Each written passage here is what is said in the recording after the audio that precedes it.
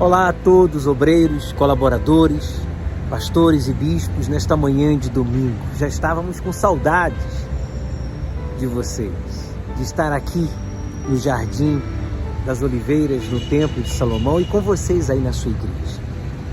Eu quero fazer uma oração. Em nome do Senhor Jesus, meu Pai, se há alguém entre nós com uma dor física, um mal-estar ou uma perturbação emocional, psicológica, espiritual, tentando desviar a atenção deste obreiro, deste colaborador para a Tua palavra que será ministrada, que será profetizada, que agora mesmo, através da minha voz, esse cansaço, essa dor, essa falta de atenção, esse mal-estar ou preocupação saia da mente, do corpo e do coração. Respire profundo. Que a boa, perfeita e agradável vontade de Deus seja aceita, seja percebida por todos nós. E você que crê e concorda com esta sincera oração, diga amém. Graças a Deus. É um prazer imenso estar aí com vocês nesta manhã de domingo na sua igreja. Vamos dar continuidade então ao estudo da primeira epístola de Pedro, capítulo 4, versículo 11. 1 Pedro, capítulo 4, versículo 11, diz assim: e se alguém falar, fale segundo as palavras de Deus. Se alguém administrar, administre segundo o poder que Deus dá, para que em tudo Deus seja glorificado por Jesus Cristo, a quem pertence a glória e o poder para todo sempre. Amém. Sabe, este versículo é muito profundo e muito especial e libertador, porque ele nos ensina como o servo de Deus, o obreiro, o pastor, o colaborador, o bispo, nós servos de Deus devemos nos proceder. Se falamos da palavra de Deus, das coisas espirituais. Falar da palavra não é que você vai ficar citando passagens bíblicas, mas falar daquilo que está inserido na palavra, na vontade de Deus. Falar da palavra é falar da mente de Cristo, é falar do Espírito Santo, é falar do plano de salvação, de redenção, é falar da vida eterna, do que realmente importa. Não é verdade? Então, quando um obreiro, um colaborador, um membro, seja quem for, fique falando de coisas que não é da palavra, que não tem base bíblica, essa conversa não deve ser alimentada. Você não deve dar ouvidos ou ficar desenvolvendo nenhuma conversa que venha nutrir sentimentos, vaidade, ou inveja, ou dúvida, ou medo, ou raiva, porque a palavra de Deus não produz nada disso. Quando a gente fala da palavra de Deus, a palavra de Deus, que é Espírito, produz fé, não é verdade? Humildade, gratidão, respeito, disciplina, esperança, coragem.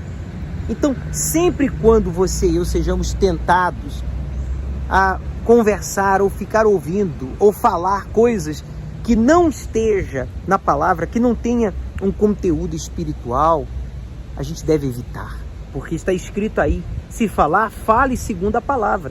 E se administrar, administre segundo o poder que Deus dá.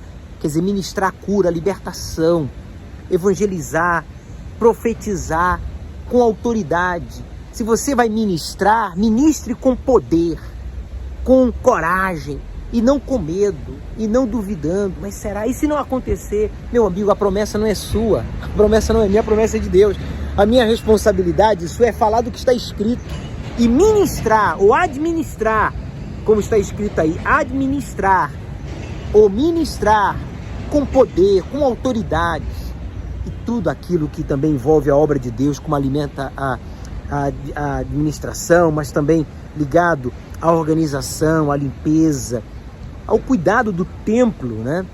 Ele fala primeiro do cuidado do templo espiritual, né, de falar, e também da administrar o templo físico, o cuidado da obra, do que envolve a obra, o grupo que você faz parte. Se há então algum sentimento de inveja, de ciúmes, de competição, de querer aparecer, ser visto ou reconhecido pelo responsável, pelo outro membro voluntário do grupo. Isso deve ser combatido quando a gente administra. Tá aí, ó. Administre segundo o poder que Deus dá. Não é segundo o poder que o homem dá, ou segundo o poder de capacidade, de inteligência, de formação. Deus não precisa de pessoas formadas, capacitadas para usá-las. Deus precisa de pessoas obedientes, ungidas. E claro, se você tem formação acadêmica, universitária, graças a Deus, você deve servir de exemplo e ser mais útil ainda, né? Todos devemos, todos podemos administrar segundo o poder que Deus dá. Deus nos dá poder, autoridade para a gente ministrar, não é para a gente. Administrar para servir. Administrar significa servir, auxiliar ao outro e não ficar esperando ser servido.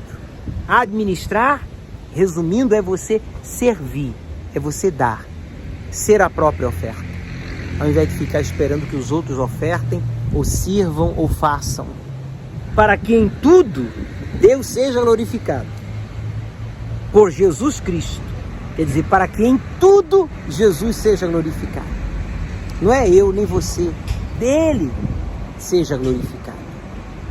Tudo que falamos, tudo que fazemos deve ser com o objetivo de que Jesus seja glorificado em tudo. Em tudo que falamos, mas a gente fala o que a gente pensa. E a gente faz o que a gente crê. Então, eu devo fazer, eu devo falar, eu devo pensar, eu devo agir com o objetivo em que Deus seja glorificado em tudo. Por Jesus Cristo, a quem pertence, aí ele enfatiza a glória, o poder para todo sempre. Amém. Deus quer ser glorificado em tudo e por meio de todos para sempre. Obreiro, por favor, preste atenção. Colaborador, olhe para mim, por favor.